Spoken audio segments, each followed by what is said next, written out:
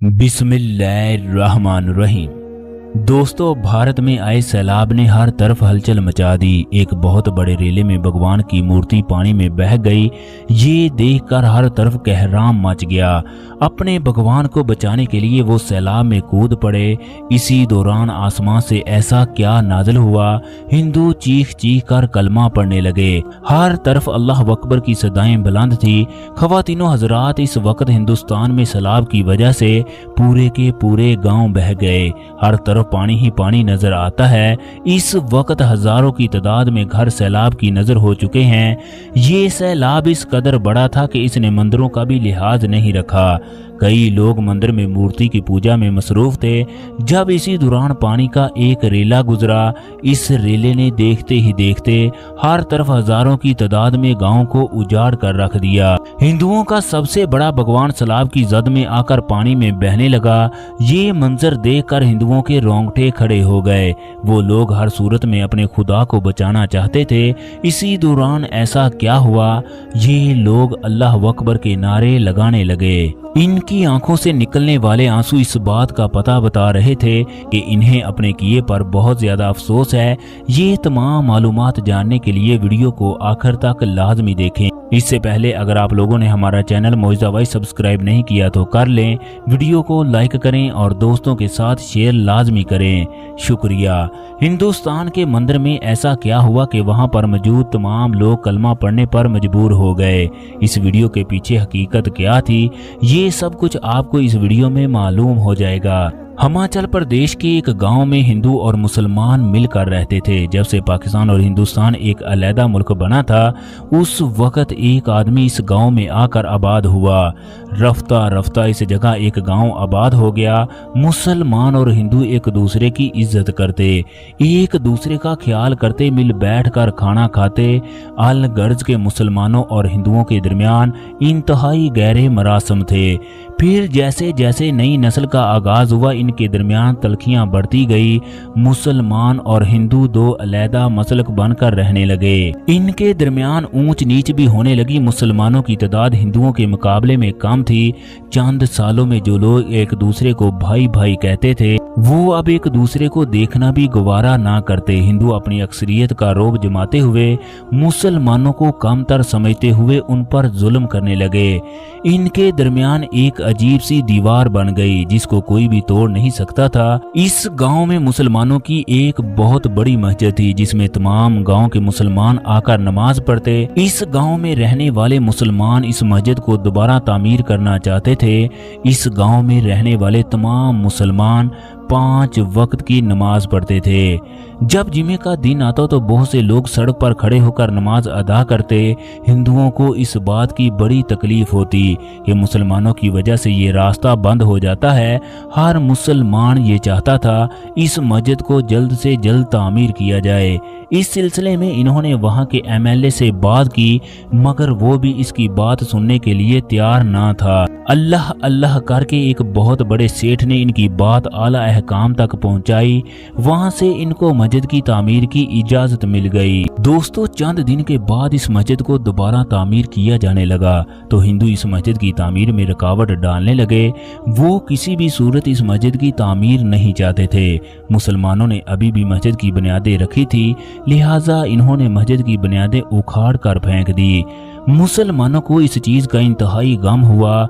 मस्जिद का पुराना गुंबद अभी भी बाकी था जिसको किसी ने भी कुछ ना कहा। मस्जिद का ये गुंबद वो था जब मस्जिद को तामीर किया गया, उसी वक्त से ये कायम था। मुसलमान इसको याद के तौर पर रखना चाहते थे। तमाम लोग इस गुंबद को छोड़कर चले गए। इस गांव में क्योंकि मुसलमानों की तादाद इंतहाई कम थी, लिहाजा इन्होंने कुछ भी ना कहा, बल्कि वो सब्र की तस्वीर बनकर रोते रहे। जब इन लोगों ने पुलिस में रिपोर्ट दर्ज करवाई तो इन्होंने अमल करने से मना कर दिया। पुलिस वाले कहने लगे, हम इन लोगों का मुकाबला नहीं कर सकते। वक्त गुजरता गया। हिंदुओं ने मस्जिद की जगह एक बहुत बड़ा मंदिर तामीर कर लिया। ये मंदिर इस कदर बड़ा था लोग दूर दूर से इसकी मूर्ति की पूजा करने के लिए आते।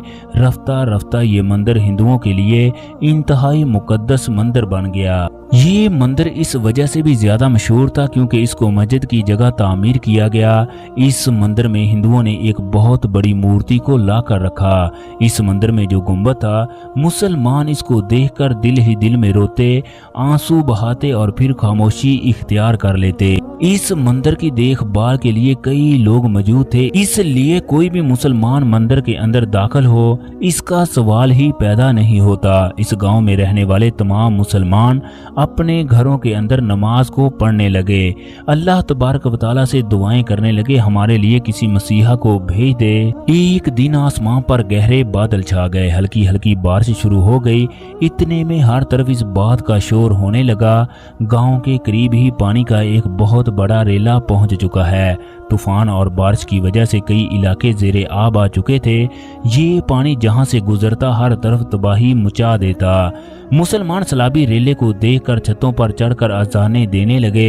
ये हिंदू मुसलमानों को देखकर हंसते, जबकि खुद पूजा के लिए मंदिर में दाखिल होकर आंसू बहाते।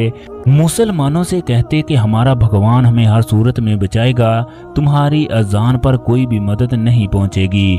जब सलाबी रेला बस्ती में दाखिल हुआ तो हर तरफ पानी ही पानी नजर आने लगा। पानी मंदिर में दाखिल होने लगा। देखते ही देखते मंदिर के चारों तरफ पानी नजर आने लगा। हिंदुओं की सबसे बड़ी मूर्ति पानी में बहने लगी। हिंदू जोर जोर से अपने भगवान को पुकारने लगे, कहने लगे अगर तू सच्चा है तो हमें इस पानी से बचा ले। मगर पत्थर की मूर्ति कभी भी आवाज नहीं देती या किसी भी तरीके की मदद नहीं करती। मुसलमान तो उस वक्त सजदे में गिर चुके थे। हिंदू अपने भगवान को बचाने के लिए पानी में कूद पड़े। कई हिंदू दूर से ये मंजर देख रहे थे। इसी दौरान एक बुजुर्ग इनके पास आकर कहने लगा, देख लो तुम्हारा भगवान किस तरह पानी में बह गया और तुम लोग कुछ भी नहीं कर सके। जो भगवान अपने आप को बचा ना सका वो तुम्हारी किस तरह मदद कर सकता है। अब ये तुम्हें क्यों नहीं बचा रहा? किस वजह से ये तुम्हारी मदद नहीं कर रहा? क्या तुम्हारा भगवान इस काबिल है कि तुम्हें इस मुसीबत से निकाल सके? वहां पर मौजूद लोग बुजुर्ग की बातें सुनकर खामोश थे। इसी दौरान अजान की आवाज आई। हिंदुओं का मंदिर पानी की नजर हो गया, जबकि वहां पर मौजूद गुंबद उसी तरह खड़ा था। 2 घंटे के बाद पानी उतरने लगा। लोगों ने हैरान कर देने वाला मौजज़ा देखा। मस्जिद की बुनियादें उसी तरह थी जैसे मस्जिद की तामीर के वक्त थी। ये मंजर देखकर वहां पर मौजूद तमाम लोगों ने कलमा पढ़ा और मुसलमान हो गए। इस तरह ये पूरा का पूरा गांव मुसलमान हो गया। दोस्तों, अल्लाह तबारक व तआला ने जिसको हदायत बख्शनी हो उसे अपनी निशानियां वाज़े करके दिखाता है ताकि उसके दिल में हदायत की रोशनी दाखिल हो जाए, वो अपने खालिक और मालिक को पहचान सके। अल्लाह तबारक व तआला वाहिद है, उसका कोई भी शरीक नहीं है।